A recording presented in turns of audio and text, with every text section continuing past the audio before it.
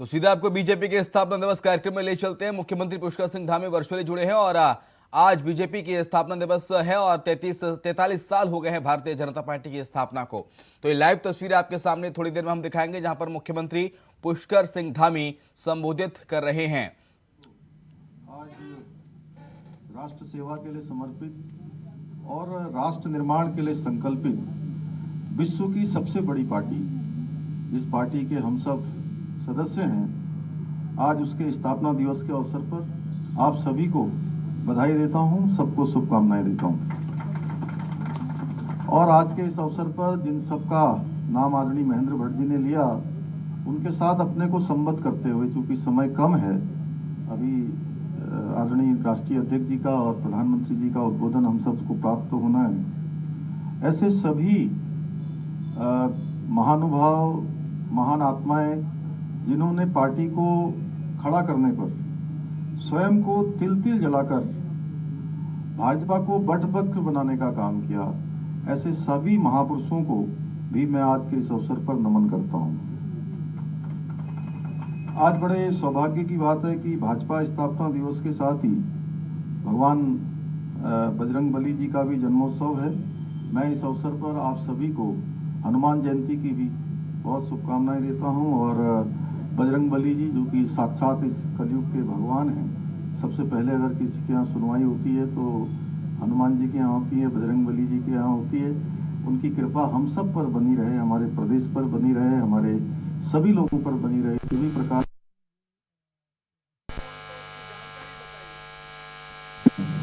सब दूर हों, सभी स्वस्थ हों, प्रदेश आगे बढ़े, मैं इसकी भी कामना करता हूँ। और आज भाइयों बहनों, मोदी जी के नेतृत्व में भाजपा निरंतर सेवा भाव से राष्ट्र कल्याण की अग्रसर है। और भाजपा की 1980 से लेकर आज तक की जो यात्रा है, ये यात्रा राष्ट्र सेवा की यात्रा रही है।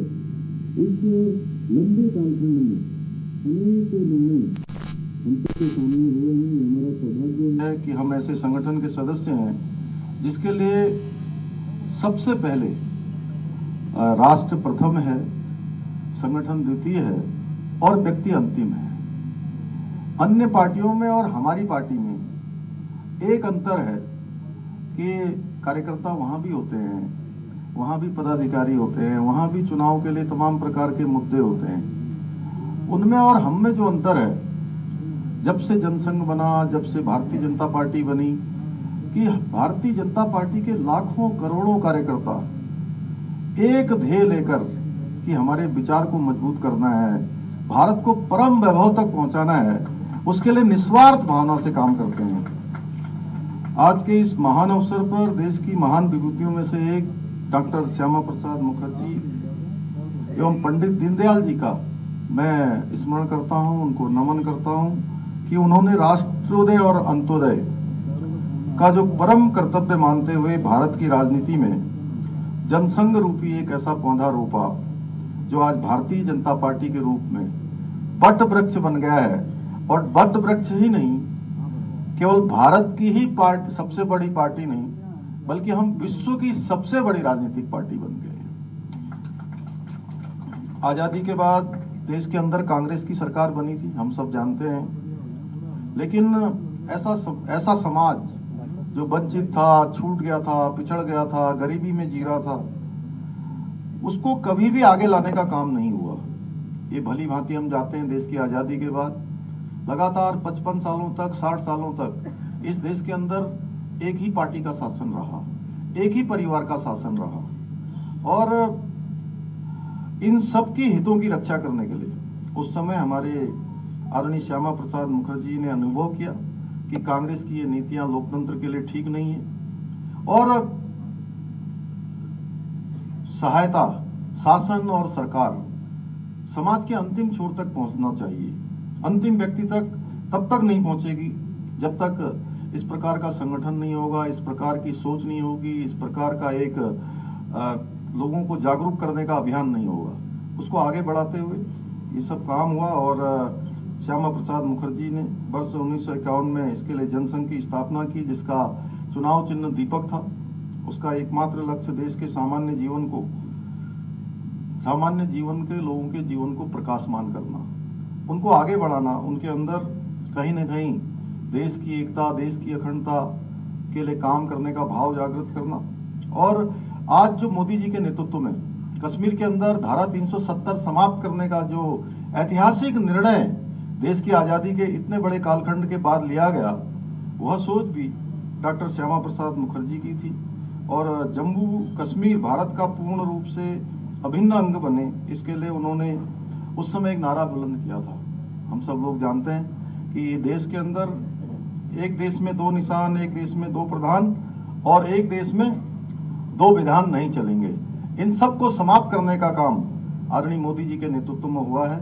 मैं आदरणीय मोदी जी का अभिनंदन भी करना चाहता हूं इस अवसर पर कि जिसके लिए हजारों लाखों कार्यकर्ताओं ने अपने को खपाने का काम किया, उस काम को उन्होंने पूरा किया। आज पंडित दीनदयाल उपाध्याय जी के रूप में भी उस समय जनसंघ के समय में हमें एक मनीषी प्राप्त हुए जिन्होंने एकात्म मानववाद का सिद्धांत हम सबके सामने रखा। इन्हीं विभूतियों द्वारा भारत की राजनीति में जनसंघ के रूप में जलाया गया दीपक आज गगनदीप की भांति तेजोमय हो रहा है और उसका प्रकाश संपूर्ण भारत के अंदर और संपूर्ण दुनिया के अंदर जा रहा है। 6 अप्रैल 1980 को भारतीय जनता पार्टी अस्तित्व में आई और स्वर्गीय अटल बिहारी वाजपेयी जी ने पार्टी के प्रथम अधिवेशन में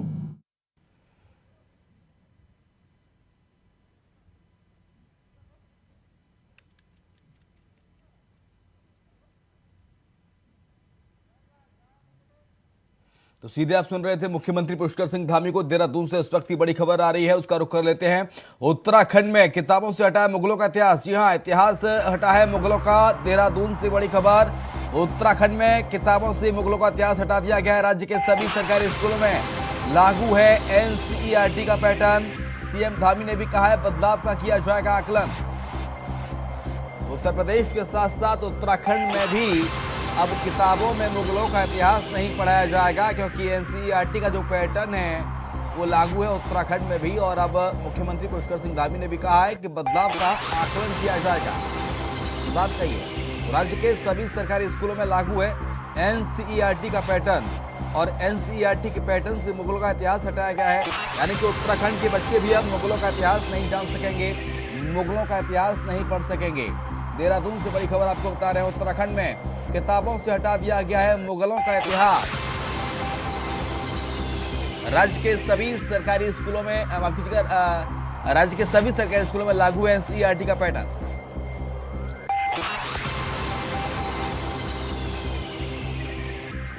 तो मुगलों का इतिहास नहीं पढ़ाया जाएगा उत्तराखंड में। देहरादून से बड़ी खबर आपको बता रहे हैं, किताबों से हटा लिया गया है मुगलों का इतिहास। अभय कैंतुरा ज्यादा जानकारी के लिए हमारे साथ हमारे सहयोगी इस वक्त फोन लाइन पर जुड़ गए हैं।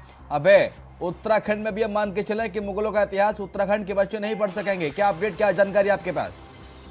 बिल्कुल, ये कह सकते हैं कि अब आने वाले दिनों में जो स्कूली जो छात्र होंगे वो अपनी किताबों में, खासतौर पर इतिहास की जो किताब होगी उन किताबों में मुगल साम्राज्य के जो अभी तक पाठ पढ़ाए जाते थे वो पाठ पढ़ते हुए नजर नहीं आएंगे, क्योंकि सरकार की तरफ से सीधे तौर पर अब इन सब चीजों का आकलन यहाँ पर आकलन करने के निर्देश अधिकारियों को दे दिए गए कि जिस प्रकार से पड़ोसी राज्य उत्तर प्रदेश या फिर जो दूसरे राज्य है, जिस प्रकार से वहाँ पर नई शिक्षा नीति के तहत मुगलकालीन शासन को किताबों से हटाने का निर्णय लिया गया, तो उस निर्णय का उत्तराखंड में किस प्रकार से इम्प्लीमेंट किया जा सकता है, उसी निर्णय को किस प्रकार से आगे बढ़ाया जा सकता है, किस प्रकार से उत्तराखंड में छात्रों को कुछ ऐसे नए चैप्टर्स यहाँ पर जोड़े जाएं ताकि उससे युवा छात्र प्रेरित हो सके, छात्र आगे देश के भविष्य के लिए अपना समर्पित होकर काम कर सके। उन सब चीजों को लेकर ये निर्णय यहाँ पर लिया गया। तो सीधे तौर पर समझा जा सकता है कि राज्य सरकार लगातार नौनिहालों के भविष्य के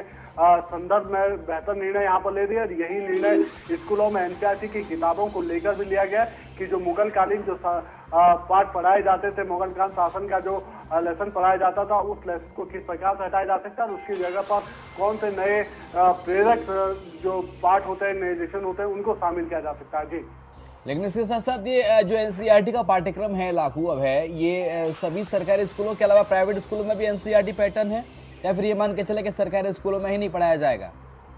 तो बिल्कुल ये कह सकते हैं कि एक शुरुआत जो होगी वो सरकारी स्कूलों के माध्यम से ही यहाँ पर होगी। जिस तरीके से पहले एनसीईआरटी की किताबों को लागू ठीक है, करने आ रहा हूं मैं आपके पास, आ रहा हूं, बने रहिए। अगली बड़ी खबर इस वक्त मिल रही है, अगली बड़ी खबर इस वक्त मिल रही है।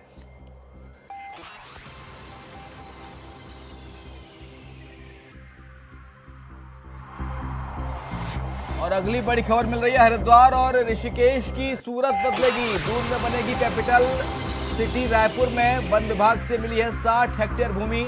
ऋषिकेश और हरिद्वार के लिए रीडेवलपमेंट की बात कही गई है। प्लान वाराणसी और अयोध्या की तर्ज पर होगा रीडेवलपमेंट। प्लान ऐतिहासिक विरासतों का होगा संरक्षण। अभय लगातार जुड़े हुए, अभय क्या जानकारी इस खबर को लेकर? बिल्कुल ये कह सकते हैं कि देहरादून की तर्ज पर ही अब हरिद्वार और ऋषिकेश जो धार्मिक नगरियां हैं उनकी भी सूरत बदलने की तैयारी यहाँ पर सरकार कर चुकी है। हरिद्वार और ऋषिकेश का रीडेवलपमेंट प्लान तैयार हो रहा है और उस प्लान में कह सकते हैं कि जो धार्मिक मान्यताओं की जो पौराणिक जो चीजें जो पौराणिक स्थल है उनको संरक्षित करने का काम यहाँ पर किया जाएगा।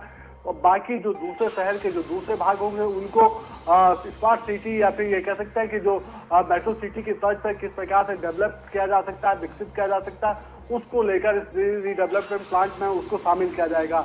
ये समझा जा सकता है कि जिस प्रकार से ग्राउंड की बिल्डिंगें तैयार होनी है देहरादून में, जिस प्रकार से कैपिटल सिटी बननी है, तो उसी तर्ज पर ऋषिकेश और हरिद्वार में भी विकास की इस गंगा को कैसे बढ़ाया जा सकता है, कैसे विकास से ऋषिकेश और हरिद्वार की जो सूरत है उसको कैसे और भव्य दिव्य बनाया जा सकता है, कैसे विकसित शहरों में उसे शामिल किया जा सकता है, उसको लेकर इस डेवलपमेंट प्लान में काम करने के लिए दिशा निर्देश दिए गए।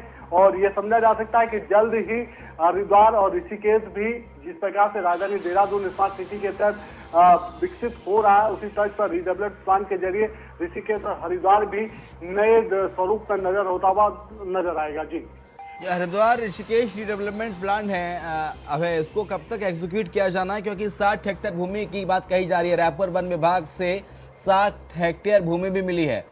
इसके साथ साथ इसका जो मकसद है वो है ऐतिहासिक विरासतों का संरक्षण।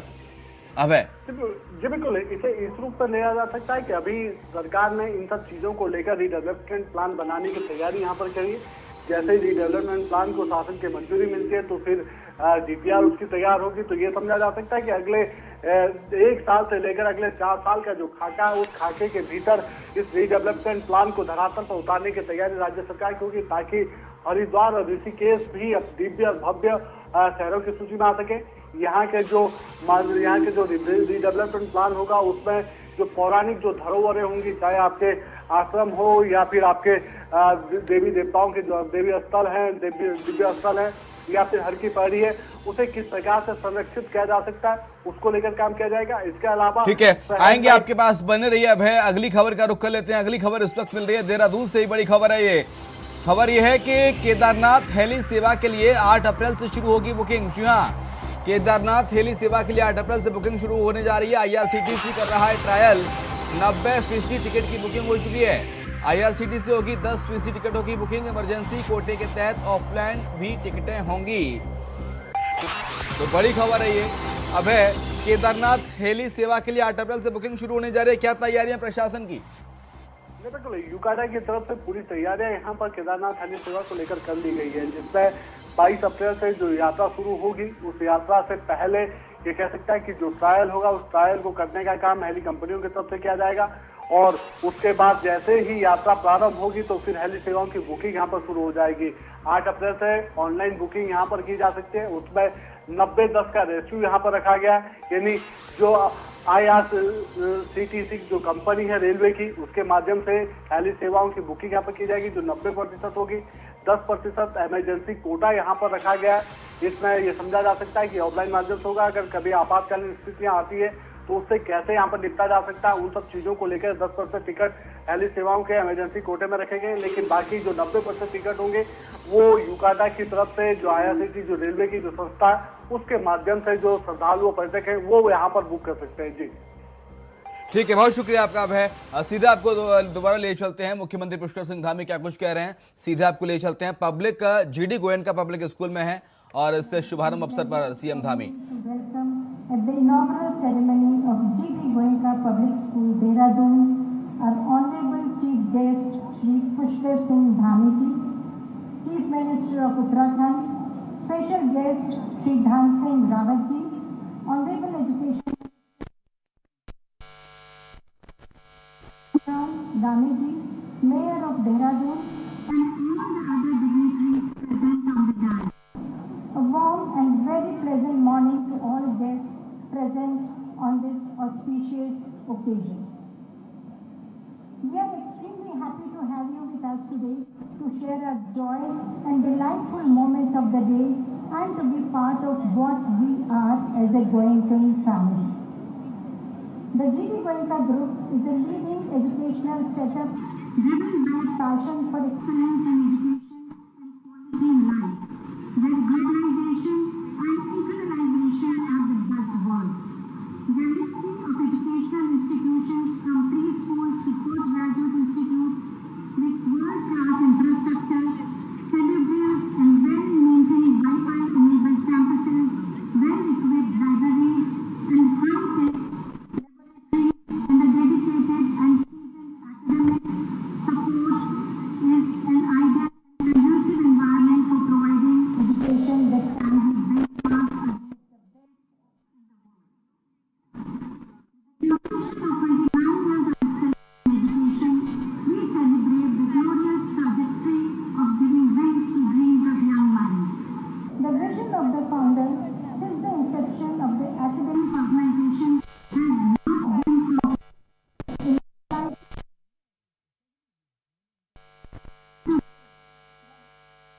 grown much to serve humanity in its cater to almost all educational needs of all age groups, starting from preschool to the university till a child is ready to walk into the world as a citizen. Its foray into innovative education began in 1994 to commemorate the memory of late Sri Gayatri Devi Goenka, mother of the chairman Mr. A.K. Goenka. With the latest child-centric pedagogy, educational aids, equipment and amenities set up to uphold the highest standards in education, hygiene, safety and security, a model has been replicated in each school owned by or affiliated with the GD Goenka Group, both in India and internationally. We wish the GD Goenka School Dehradun grows to be known and identified as a true model of a learning organization with its action-oriented dimension. We wish you a very good luck. Thank you so much.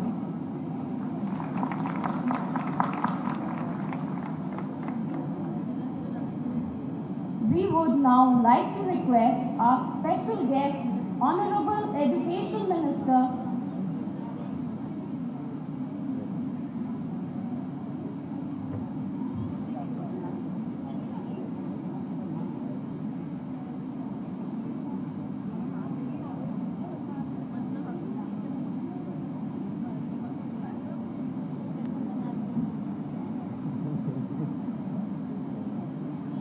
I correct myself. We now request our founder, Director Shri Kulanand Nautiyal ji, to present a small token of love and appreciation.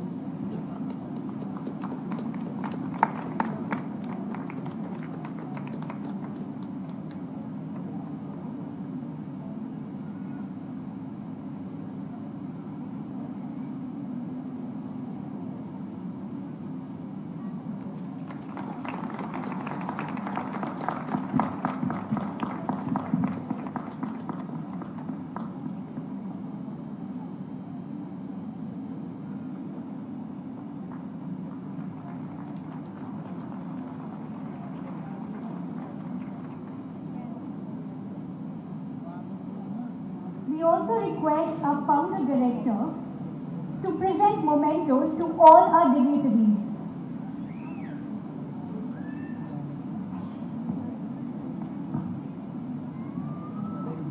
May I also request our founder director, Shri Kulanand ji, to please present memento to Education Minister. Okay, I stand correct. May I request our chairman, Rakesh Nautiyal ji, to please present memento to Education Minister Shri Dhan Singh Rawat ji.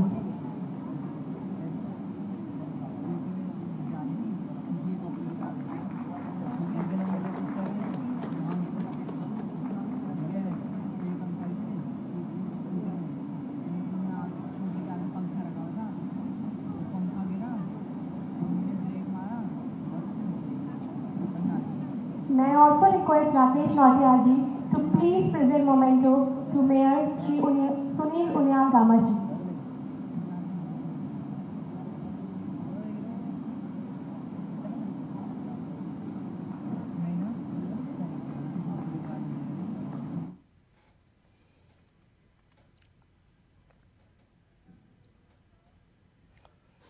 तो सीधे तस्वीरें आप देख रहे थे देहरादून से GD Goenka public school का शुभारंभ समारोह, जहां पर मुख्यमंत्री पुष्कर सिंह धामी पहुंचे हुए हैं। उसी के साथ देवभूमि समाचार में इतना ही। खबरें लगातार जारी हैं।